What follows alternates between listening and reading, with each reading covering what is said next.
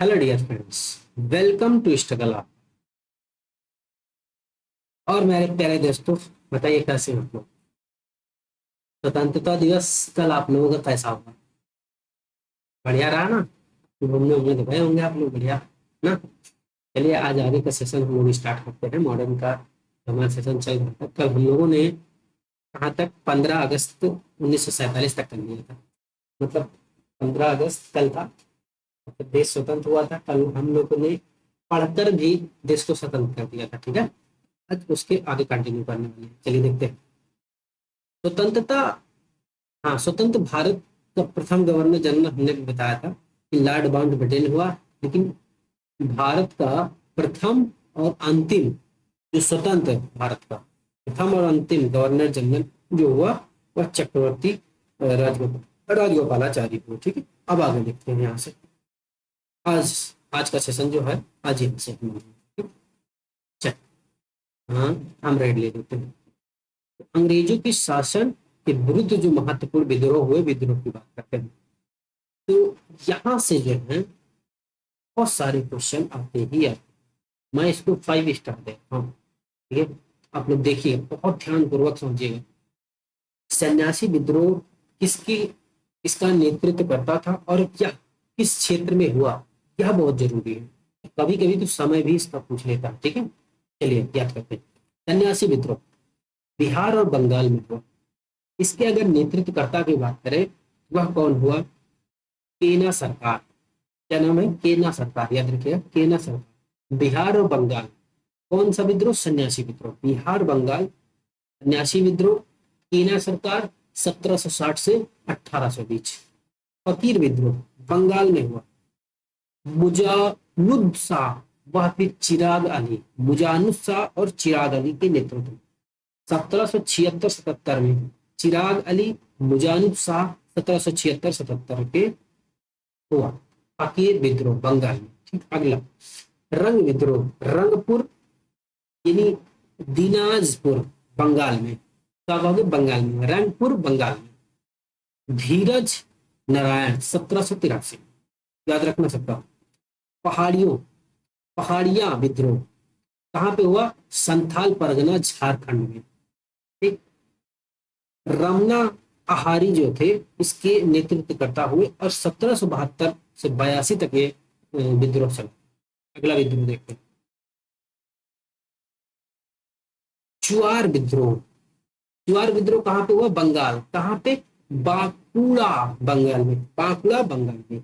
जगन्नाथ सिंह इसके क्या हुए? नेतृत्व करता हुए और 1769 से 1809 के बीच में यह आंदोलन चला, ठीक है।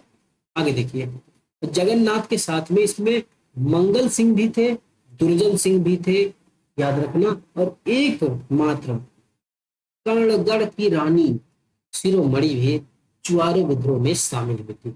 आगे देखते हैं, चेरो विद्रोह झारखंड के पलामू क्षेत्र में भूषण सिंह नेतृत्व करता 1800 ईस्वी में हुआ। पालीगार पालीगर का विद्रोह क्या कहोगे? तमिलनाडु में बीरपी कट्टा वामान 1799 से 1800, ठीक है। आगे देखते हैं।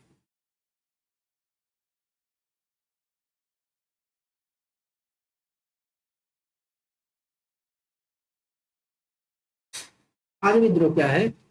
इसमें बेटा बेलाटम्पी बेलाटम्पी विद्रोह कहाँ पे? त्रावणकोर में। और इसके नेतृत्व करता कौन हुए? मेलू थम्पी 1808 से 19 और 1809 के बीच में। सतनाम आंदोलन छत्तीसगढ़ में हुआ। गुरु घासीदास इसके नेतृत्व करता रहे और 1820 के दशक में यह हुआ था। रामोशी विद्रोह पश्चिमी घाट पर हुआ। चित्तूर सिंह इसके नेतृत्व करता 1822 से 1829 के बीच में। पागलपंथी विद्रोह असम में हुआ। टीपू इसका नेतृत्व करता 1825 से 27 के बीच में यह हुआ। भील विद्रोह पश्चिमी घाट पर हुआ। सेवराम और 1825 से 31 के बीच में। अहोम विद्रोह असम में गोल गोमधर कुंवर इसके नेतृत्व करता, गोमधर कुंवर नेतृत्व करता 1828 में यह विद्रोह हुआ, अहोम विद्रोह।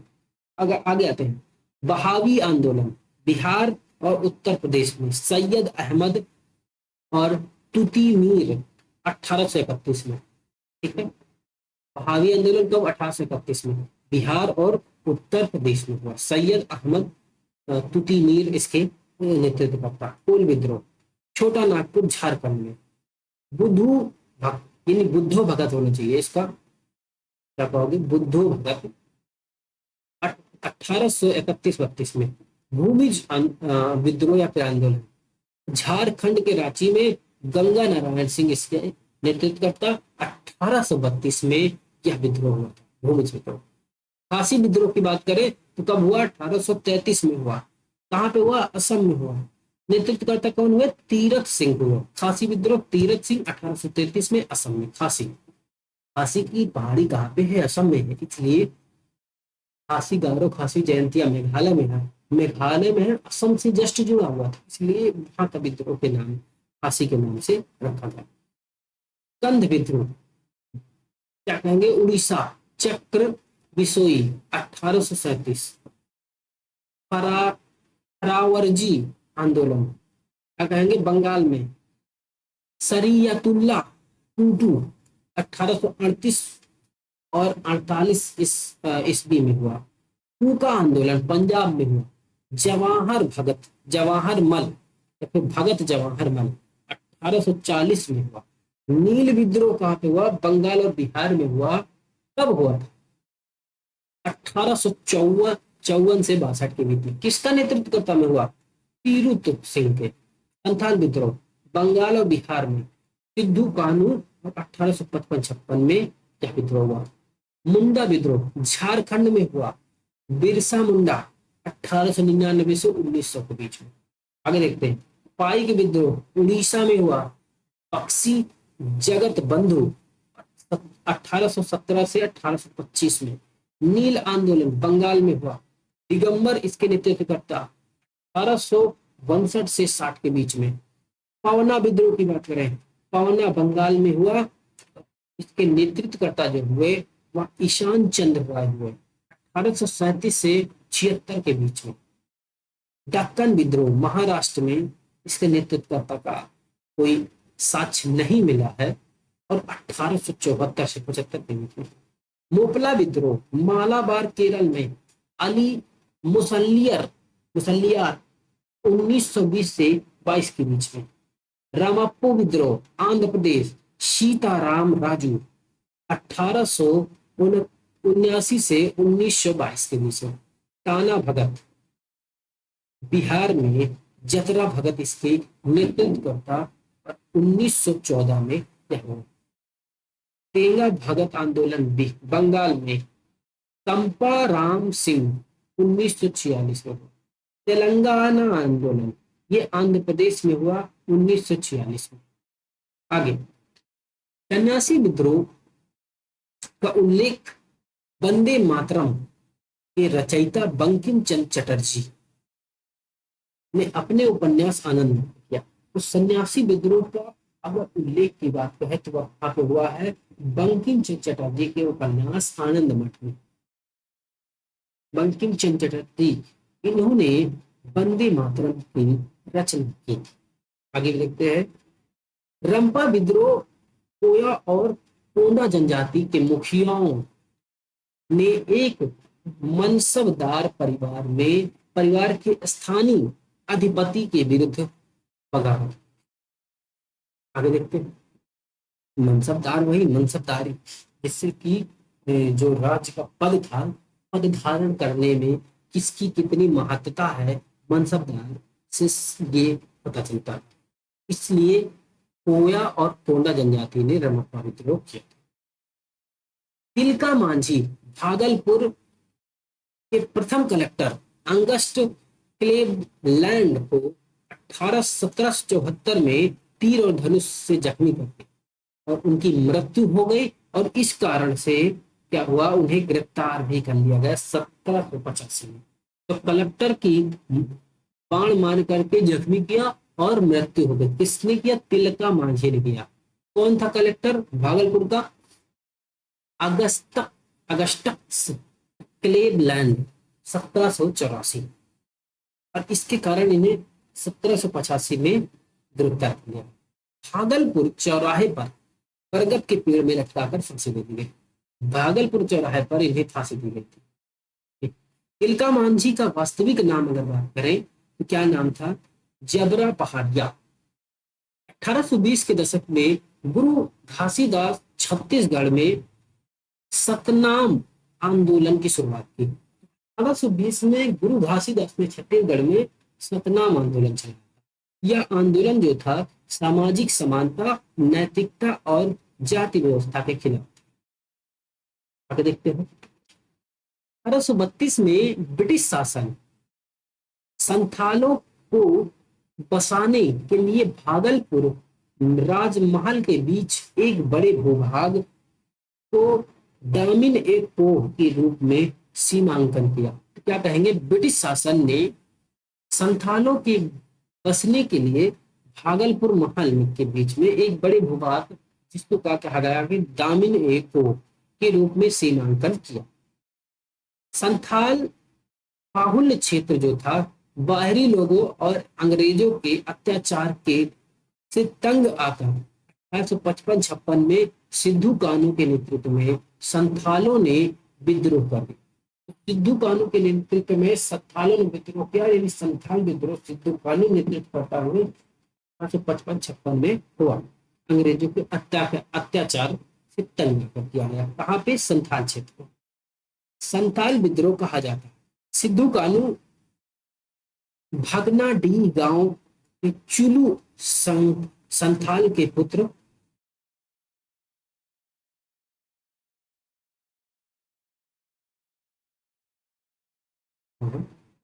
कहेंगे कि चुलू संथाल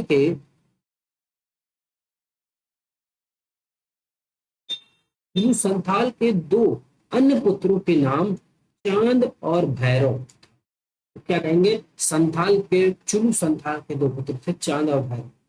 सिद्धू ने अपने आप को ठाकुर कहकर अवतार घोषित कर दिया। 1855 में संथाल विद्रोह प्रारंभ हुआ। सशस्त्र विद्रोह प्रारंभ डीसी नामक स्थान पर अत्याचारी दरोगा महेंद्र पाल की हत्या कर दी। आगे अहोम लोगों द्वारा लिखी गई ऐतिहासिक कृति बुरंजी कहलाती है। दक्कन विद्रोह के दौरान 12 मई 1875 में बंबई प्रेसिडेंसी में पूना जिले के सुपर गांव में किसानों ने साहूकारों और दुकानदारों पर हमले किए और फाते जला दिए। अनाज की दुकान लूट ली गई, साहूकारों के घर में आग लगा। ये दक्कन विद्रोह की बात कर रहा हूँ 1875 में। आगे देखते हैं।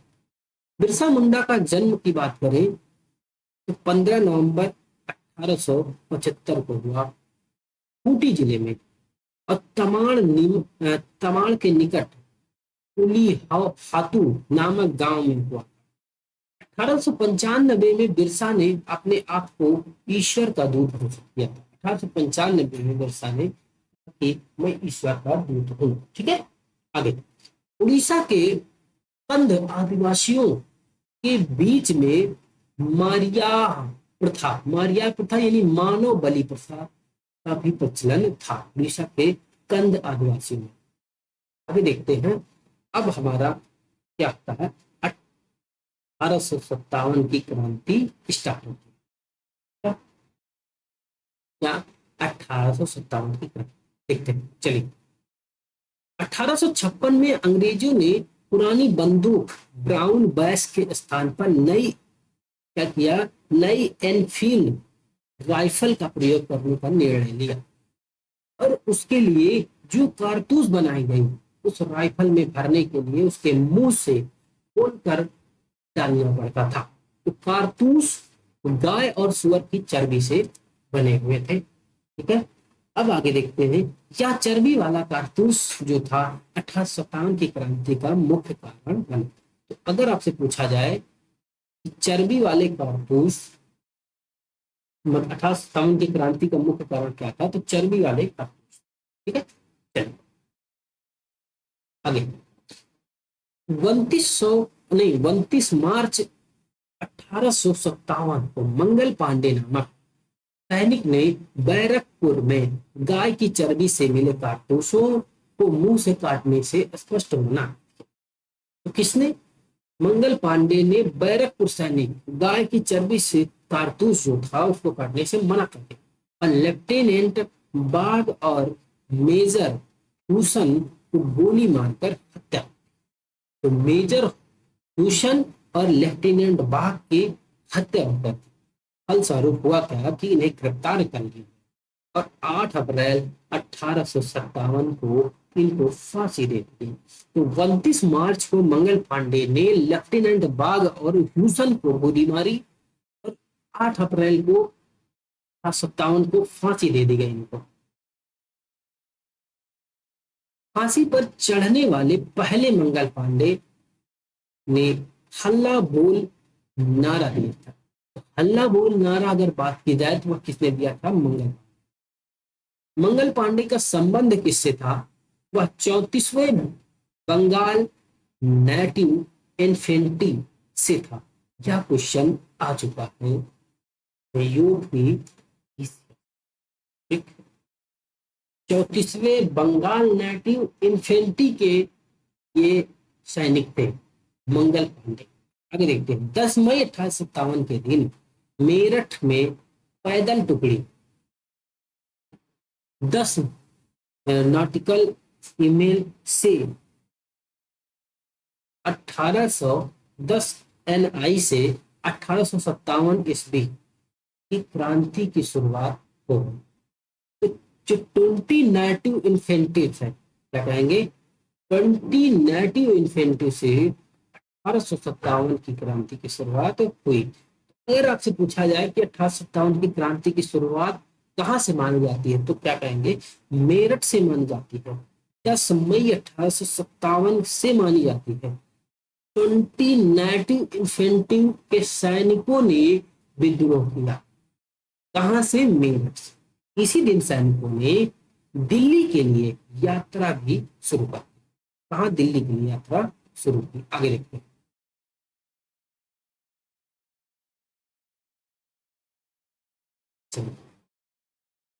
1857 की क्रांति के समय भारत का गवर्नर जनरल कौन था? ये आप बात करें तो लॉर्ड कैनिंग था। और इंग्लैंड के प्रधानमंत्री कौन थे? पामस्टन थे। इंग्लैंड के प्रधानमंत्री पामस्टन और भारत का गवर्नर जनरल कौन था? कैनिंग। अंग्रेजी भारतीय सेना का निर्णय जो था 1748 ईस्वी में आरंभ हुआ। अंग्रेजी सेना का निर्णय 1748 में आरंभ हुआ और उसी समय में मेजर स्ट्रेंजर लॉरेंस को अंग्रेजी भारतीय सेना का जनक पुकारा गया। तो अंग्रेजी भारतीय सेना का जनक किसे पुकारा गया? मेजर स्ट्रेंजर लॉरेंस को। 1857 के विद्रोह के पश्चात पूर्ण रूप से पुनर्गठन किया गया। सेना का पूर्ण रूप से पुनर्गठन किया गया। क्या कहेंगे? पुनर्गठन किया गया, पूर्ण रूप से फिर से किया गया 1857 की क्रांति के पश्चात। मुख्य उद्देश्य क्या था कि एक और विद्रोह ना होने देना।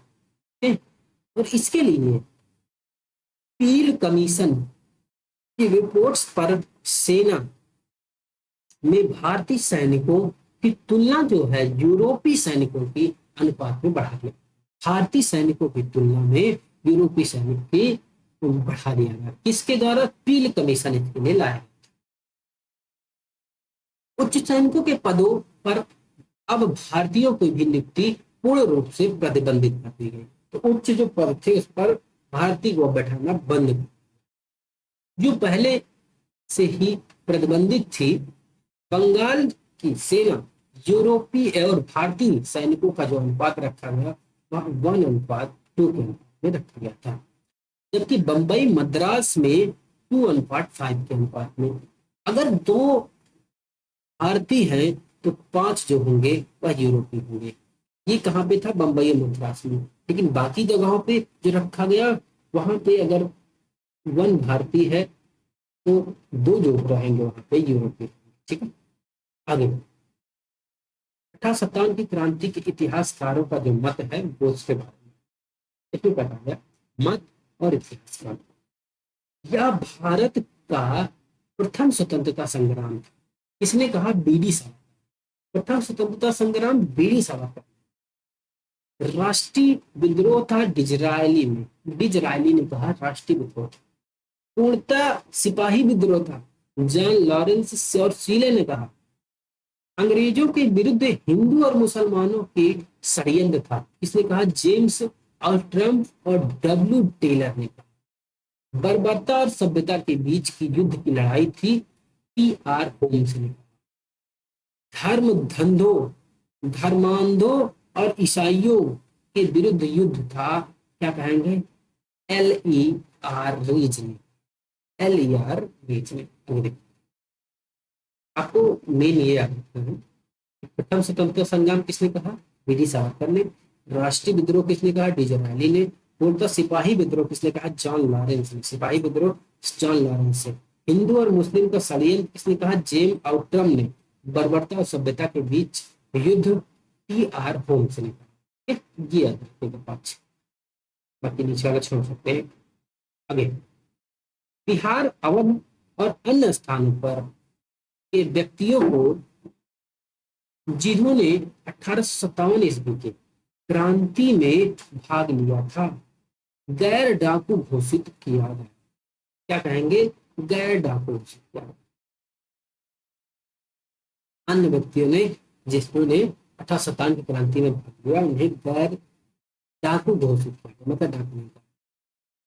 सेना में उनकी संख्या को कम कर दी गई और सिख, गोरखा, पठानों जिन्होंने 1857 की क्रांति को दबाने में अंग्रेजों की मदद की थी, डाकू जातियां घोषित कर दी गई। तो डाकू जाति से घोषित किया गया जिसने 1857 में अंग्रेजों की मदद की थी।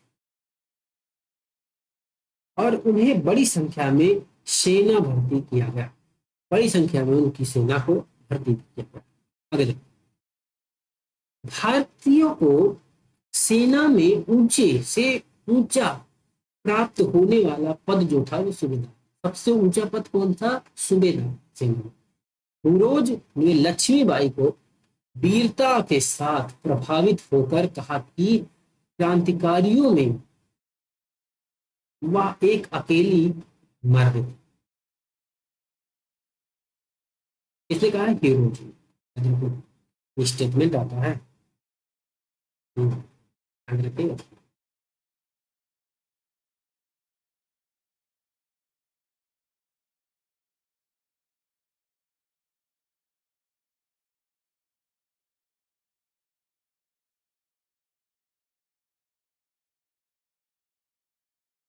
आगे देखते हैं। ये क्या है, 1857 की महान क्रांति के जो प्रमुख केंद्र थे और नेतृत्वकर्ता कौन थे उसकी बात कर रहा है। केंद्र और नेतृत्वकर्ता देखिए, भारतीय दिल्ली में कौन था, बहादुर जफर और बख्त खान। बहादुर जफर और बख्त खान दिल्ली में थे। 11 से 12 मई 1857 में ये विद्रोह हुआ दिल्ली में।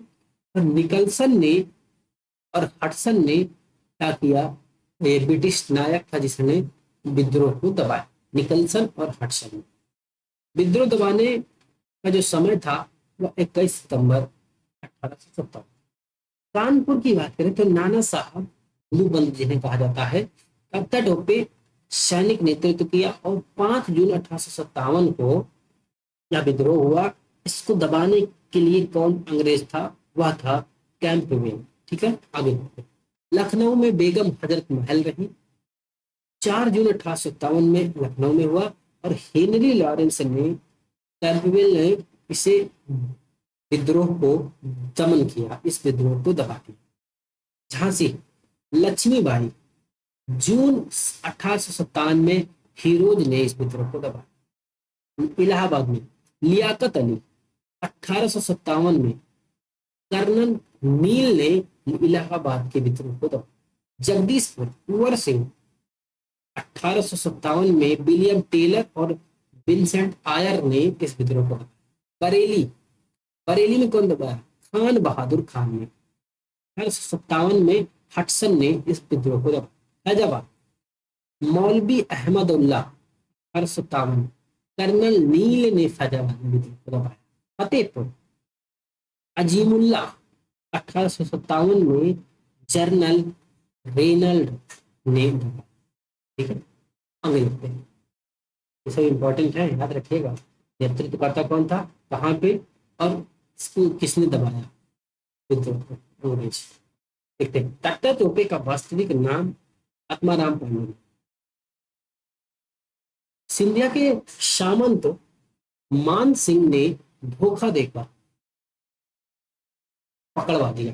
तो तात्या टोपे को किसने पकड़ा? सिंधिया के सामंत मान सिंह ने। ठीक है, धोखा दिया। 18 अप्रैल 1862 को शिवपुरी में अंग्रेजों के द्वारा फांसी से लटका दिया गया।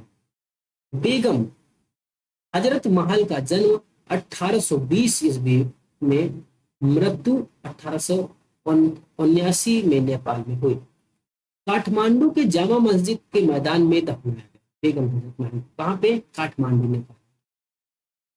आगे देखो, भारत में स्वतंत्रता संग्राम के महत्वपूर्ण तथ्य क्या क्या रहे इसको देख लेते हैं। पहला अंग्रेज विद्रोही संघर्ष सन्यासियों के द्वारा शुरू किया गया। इसके द्वारा, सन्यासी के द्वारा अंग्रेजी विद्रोह।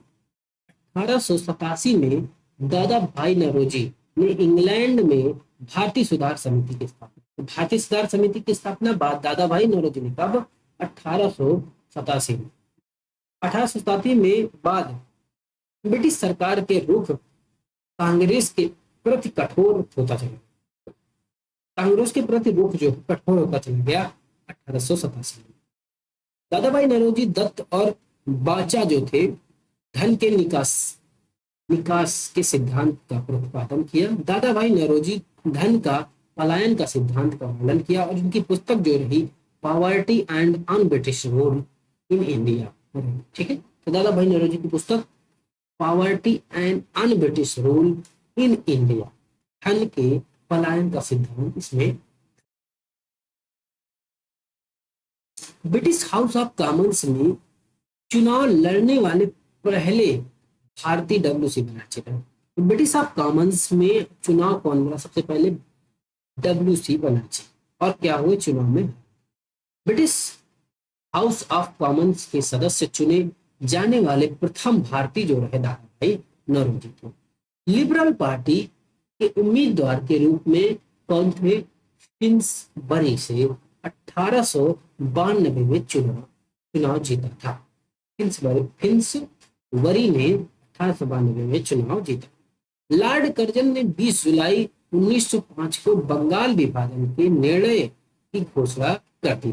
तो कर्जन जी था 20 जुलाई 1905 को बंगाल विभाजन की घोषणा कर दी। कब की थी? 20 जुलाई 1905।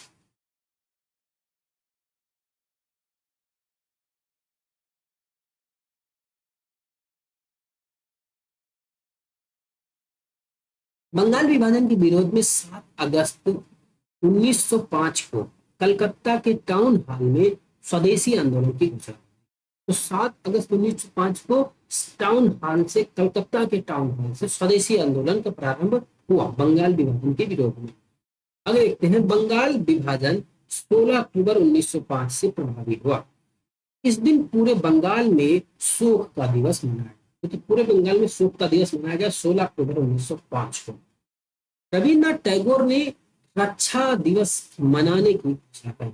रविन्द्रनाथ टैगोर ने कहा कि इस दिवस को रक्षा दिवस के रूप में मनाया जाए 16 अक्टूबर। हिंदू और मुसलमानों ने आपसी एकता प्रदर्शित करने के लिए एक दूसरे के हाथों में धागे यानी राखी बांधी, धागे और स्वदेशी आंदोलन वंदे मातरम, विभाजन नहीं चाहिए, बंगाल एक है आदि के नारे से लगाया गया। ठीक है, तो क्या कहा गया? स्वदेशी आंदोलन के दौरान कहा गया कि वंदे मातरम, विभाजन नहीं चाहिए, बंगाल है, एक नारे के साथ आगे आंदोलन को बढ़ाया, स्वदेशी आंदोलन को। तो स्वदेशी आंदोलन का विचार सर्वप्रथम कृष्ण कुमार मित्र के पत्र संजीवनी में 1905 में प्रस्तुत किया गया। सबसे पहले स्वदेशी आंदोलन का जो विचार था वह प्रथम जो था कृष्ण कुमार मित्र के पत्र संजीवनी में 1905 में प्रस्तुत किया। आगे आंध्र के डेल्टा इलाकों में स्वदेशी आंदोलन वंदे मातरम का आंदोलन नाम से जाना जाता है। तो आंध्रा के डेल्टा इलाकों में स्वदेशी आंदोलन को वंदे मातरम आंदोलन के नाम से। स्वदेशी आंदोलन का दिल्ली का नेतृत्व जो था सैयद हैदर राजा और मद्रास में चिदम्बरम पिल्ली, पूना व बंबई में तिलक ने, पंजाब में लाला लाजपत राय ने किया। तो स्वदेशी आंदोलन का नेतृत्व की बात करें तो दिल्ली में किसने किया? सैयद हैदर राजा ने, मद्रास में चिदम्बरम पिल्ले ने और पूना में मुंबई में तिलक ने किया, पंजाब में लाला लाजपत राय ने किया था। स्वदेशी आंदोलन के दौरान निकाले गए प्रमुख समाचार पत्र वंदे मातरम, अंग्रेजी भाषा में यह समाचार पत्र अखबार अरविंद घोष द्वारा निकाला गया। तो अरविंद घोष ने एक समाचार पत्र निकाला, वह कौन सा था? वंदे मातरम, जो कि अंग्रेजी भाषा में था। युगांतर की बात करें तो बंगाल से प्रकाशित हुआ और यह समाचार पत्र क्रांतिकारी की विचारधारा को प्रसार प्रचार के लिए प्रसिद्ध था। द बंगाली यह समाचार पत्र जो था सुरेंद्र नाथ बनर्जी के द्वारा प्रकाशित किया गया।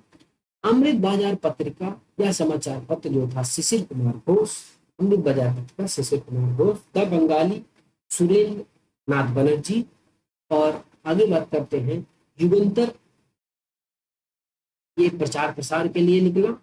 और अगर बात करते हैं वंदे मातरम, जिसकी जो इस अखबार जिसने निकाला वो अरविंद घोष थे। मोतीलाल घोष के द्वारा प्रकाशित हुआ। शिशिर घोष और मोतीलाल घोष जो थे अमृत बाजार पत्रिका समाचार पत्र निकाला। संध्या की बात करें तो इसका प्रकाशन जो था बारेंद्र कुमार घोष। तो संध्या समाचार पत्र का प्रकाशन बारेंद्र कुमार घोष ने किया। आगे देखते हैं 1906 में कलकत्ता में हुए कांग्रेस के अधिवेशन की अध्यक्षता करते हुए दादा भाई नौरोजी पहली बार स्वराज की मांग प्रस्तुत की। तो स्वराज की मांग सबसे पहले कहां पे हुई थी? कलकत्ता अधिवेशन दादा भाई नौरोजी की अध्यक्षता में 1906 में स्वराज की मांग। अगर कहीं स्वराज की मांग, ठीक है, स्वराज की मांग हुई। और स्वराज मेरा जन्मसिद्ध अधिकार है, स्वराज मांगा गया। ठीक है, आगे देखते हैं।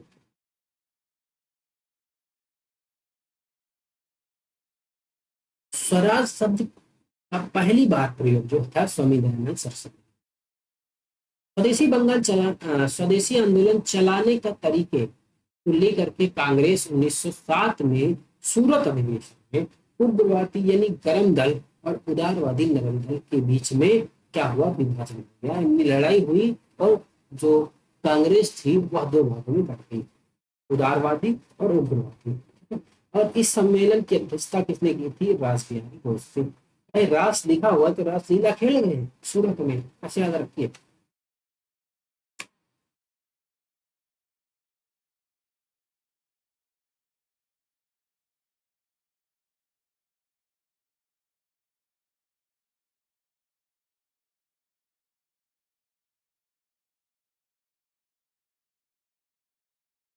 स्वदेशी आंदोलन के अवसर पर रविंद्रनाथ ठाकुर ने अपना पहला गीत आमार सोनार बांग्ला लिखा था।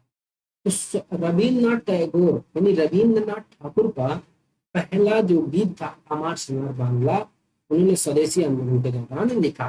तो यह गीत बांग्लादेश का राष्ट्रीय गीत बन गया।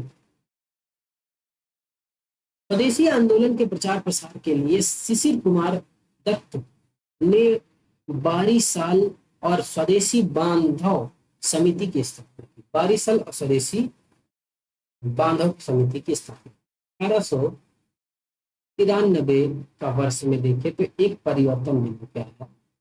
1893 में स्वामी विवेकानंद 1863 से 1902 में अमेरिका के शिकागो नगर में पहुंचे। 1893 में वहां पर हो रहे सर्वधर्म सम्मेलन में पहले ही दिन उन्होंने 2 मिनट बोलने का समय दिया गया। तो सर्वधर्म सम्मेलन 1893 में स्वामी विवेकानंद लंदन अमेरिका के शिकागो में सर्वधर्म सम्मेलन का आयोजन किया गया। वहां पे स्वामी विवेकानंद को 2 मिनट बोलने का समय दिया गया था। उन्होंने अपने वक्तव्य में संबोधन में अमेरिका के भाइयों और बहनों के साथ शुरू किया और तालियों की गड़गड़ाहट ने न केवल उन्हें बल्कि भारत को विश्व के सर्वोच्च देशों में ला देखा। उन्हें तूफानी हिंदू कहा जाने लगा। देखते हैं 1893 में 14 वर्ष के बाद योगी राज अरविंद घोष ने 1872 से 1950 तक भारत भूमि पर वापसी हुई। तो 1893 में लेखमाला न्यू लैम्प फॉर ओल्ड प्रकाशित किया। तो उन्होंने एक लेखमाला प्रकाशित की न्यू लैम्प फॉर ओल्ड, इसमें योगी राज अरविंद घोष ने। ठीक है। 16 नवंबर 1993 को एनी बेसेंट भारत आ गई। कब आई? 1893 में। और वाराणसी शहर में रहने लगी। उन्होंने भारतीयों से कहा, मैं हृदय से तुम्हारे साथ हूँ और संस्कृत से भी मैं तुम्ही लोगों में से एक हूँ। देखते हैं 1893 में महात्मा गांधी अब्दुल्ला सेठ नामक व्यापारी के मुकदमे के लिए दक्षिण अफ्रीका चले। दक्षिण अफ्रीका 1893 में महात्मा गांधी अब्दुल्ला सेठ नामक व्यापारी के मुकदमे के लिए दक्षिण अफ्रीका गए। और क्रांतिकारी गतिविधि की दृष्टि से भी 1893 ईस्वी में का वर्ष जो है महत्वपूर्ण है। और नासिक में चापेकर बंधुओं ने एक गुप्त संस्था society for the removal of the obstacles to the Hindu religion स्थापित किया। Obstacle to the Hindu religion स्थापित। आगे क्या है? बंगाल में क्रांतिकारियों का पहला और प्रमुख संगठन क्या था? अनुशीलन समिति पहला बंगाल का क्रांतिकारियों का पहला प्रमुख संगठन अनुशीलन समिति। इसकी स्थापना को अनुशीलन समिति की गई 1903 में 24 मार्च 1903 में हुई थी। संस्थापकों के विरोध पर बैरिस्टर प्रथमनाथ मित्र इसका नेतृत्व संभाला और मुख्यालय कलकत्ता में।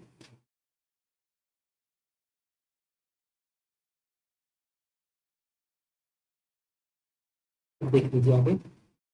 प्रथम कार्यकारिणी 5 सदस्य थे। क्या कहेंगे? प्रथमनाथ मित्र अध्यक्ष थे, चित्तरंजन दास अरविंद घोष उपाध्यक्ष, सुरेंद्र नाथ ठाकुर कोषाध्यक्ष और सिस्टर जो थे निवेदिता कार्यकारिणी की सदस्य था।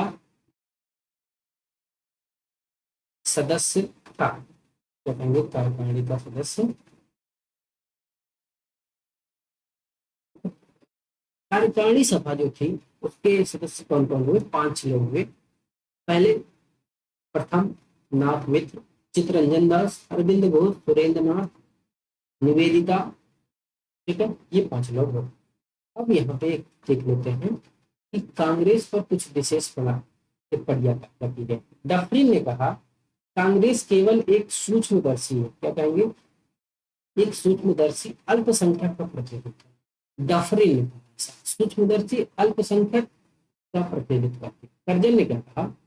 कांग्रेस लड़खड़ा कर गिर रही, भारत में रहते हुए मेरी इच्छा है कि उसे शांतिपूर्वक मरने में मदद कर सको, तर्जन मिल सके। अरविंद घोष क्या कहते हैं, कांग्रेस क्षय रोग से मरने वाली है। बंकिम चंद्र चटर्जी कहते हैं कांग्रेस के लोग पदों के भूखे हैं। अश्विनी क्या कहते हैं, कांग्रेस का सम्मेलन 3 दिन का तपस्या है, 3 दिन का तपस्या। अश्विनी कुमार तक। लाला लाजपत राय ने कहा कि कांग्रेस लॉर्ड डफरिन की दिमाग की उपज।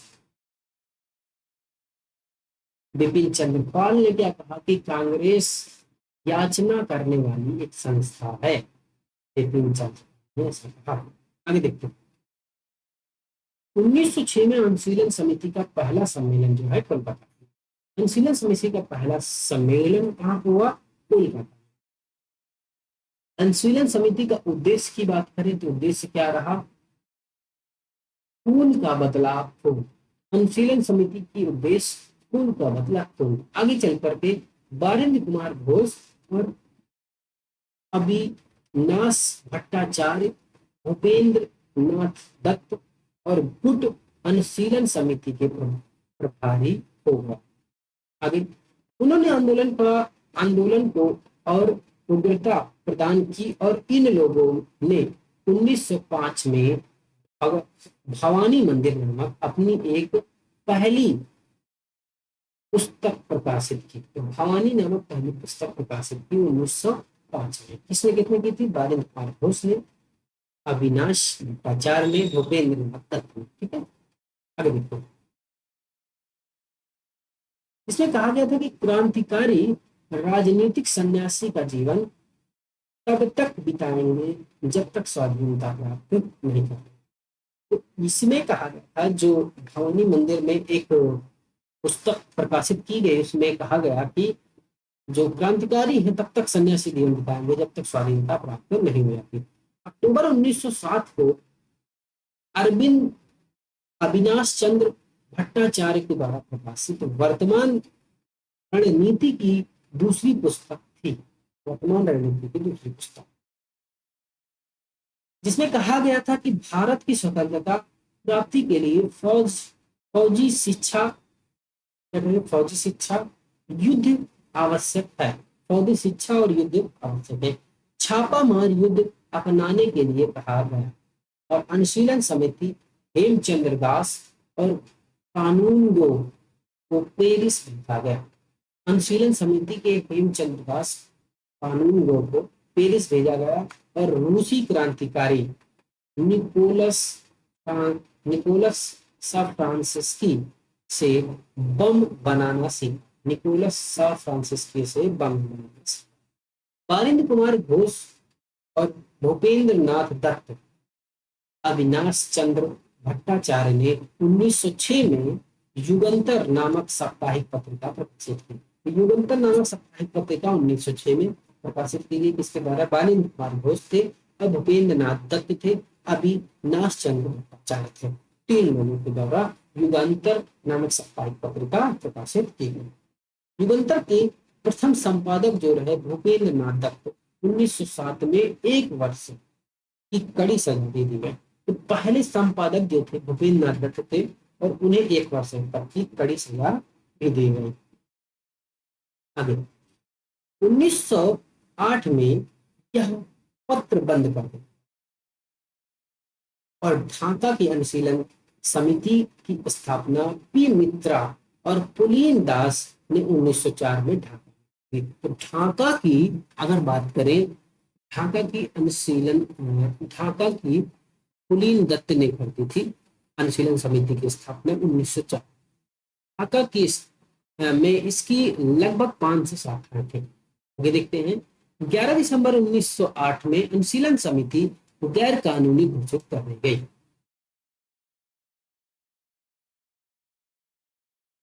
प्रफुल्ल चंद्र चाकी और खुदीराम बोस 30 अप्रैल 1908 को मुजफ्फरपुर में जज को किंग्सफोर्ड की हत्या का प्रयत्न किया। किंग्सफोर्ड की हत्या का प्रयत्न 30 अप्रैल 1908 को मुजफ्फरपुर के जज किंग्सफोर्ड की हत्या का प्रयत्न किया है। किसने किसने? प्रफुल्ल चंद्र चाकी और खुदीराम बोस थे।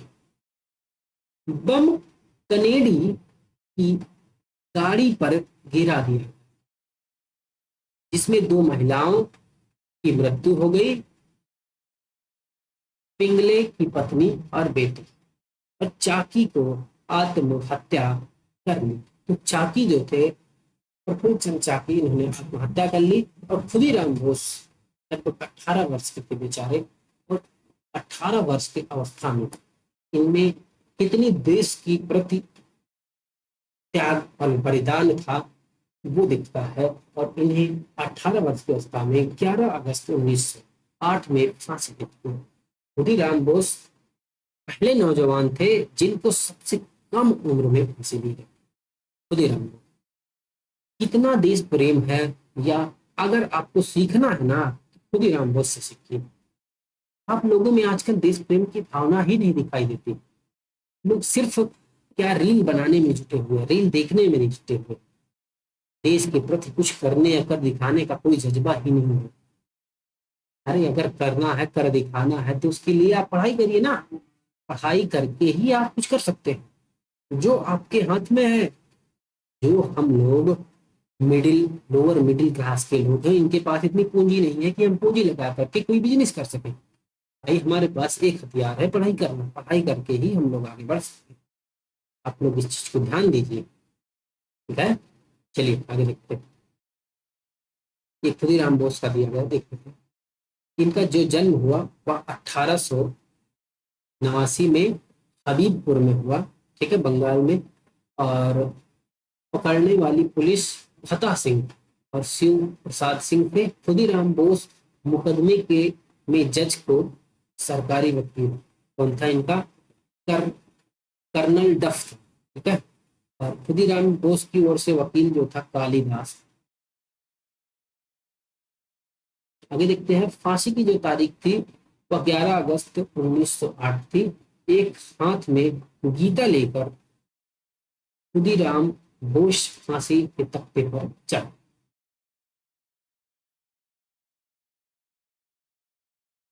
11 अगस्त 1908, याद रखिएगा। देखो आगे देखते हैं। खुदीराम बोस बंगाल के क्रांतिकारियों के युगांतर दल के सक्रिय सदस्य थे। युगांतर दल के नेता बारिंद्र कुमार घोष थे। अलीगढ़ षड्यंत्र केस देखते हैं। 18 मई 1908 को कलकत्ता के अलीगढ़ अदालत में 31 व्यक्तियों को अवैध शस्त्र रखने के कारण उन्हें पेश किया और इन व्यक्तियों को अवैध शस्त्र रखने के कारण गिरफ्तार कर लिया। 19 अगस्त 1907 को 30 आदमियों को सेशन जज के सुपुर्द किया गया। 7 सितंबर 1908 को 7 और आदमियों को इस पर मुकदमा शामिल किया गया और यही मुकदमा अलीगढ़ संयंत्र केस के जाना है। तो अलीगढ़ संयंत्र केस क्या था? अलीगढ़ संयंत्र केस में कुछ लोग जो अलीगढ़ में रहने वाले थे, वो लोग अपने घर में जो कुछ हथियार शस्त्र रखते थे, इस वजह से उन्हें गिरफ्तार कर लिया गया। तो हुआ क्या था कि अंग्रेजी सेनाओं ने या फिर अंग्रेजी सरकार ने शस्त्र रखने के लिए कहा कि भाई आपको लाइसेंस लेने की जरूरत है, लेकिन उसके बावजूद भी ये जो अलीगढ़ की से लोग थे वो अपने घरों में अपने पास शस्त्र रखते थे और इसके कारण ब्रिटिश सरकार ने जो था वो अलीगढ़ के लोगों को गिरफ्तार कर लिया और गिरफ्तार करने पर अलीगढ़ का संयंत्र केस, इसे को अलीगढ़ का संयंत्र केस कहा गया। कब किया गिरफ्तार? 18 मई 1908 कलकत्ता, ठीक है।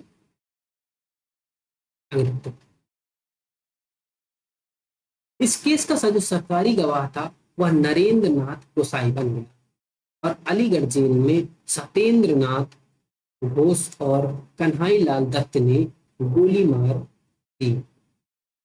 तो नरेंद्र नाथ गोसाई को अलीगढ़ जेल में सत्येंद्र नाथ एवं कन्हई लाल दत्त ने गोली मारी। क्यों? क्योंकि ये जो था सरकारी गवाह बन गया था, ये देश प्रेम के प्रति, देश के प्रति प्रतिबद्ध नहीं था।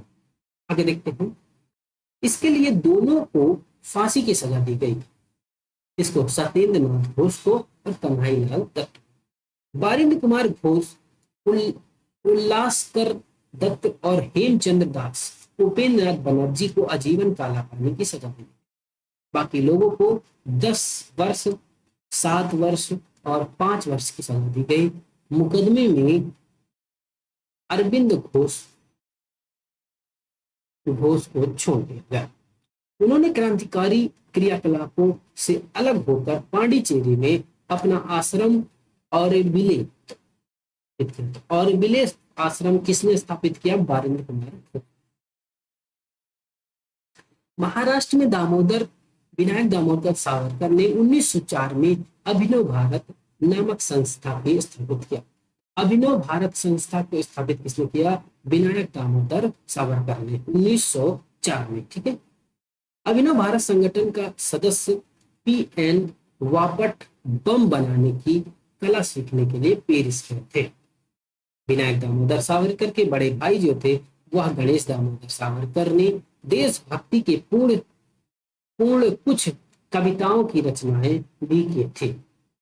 अगर आप देखते हैं, जिसके कारण नासिक के जज जैक्सन ने उन पर राजद्रोह का आरोप लगाकर 8 जून 1909 को आजीवन कारावास का दंड दे दिया गया।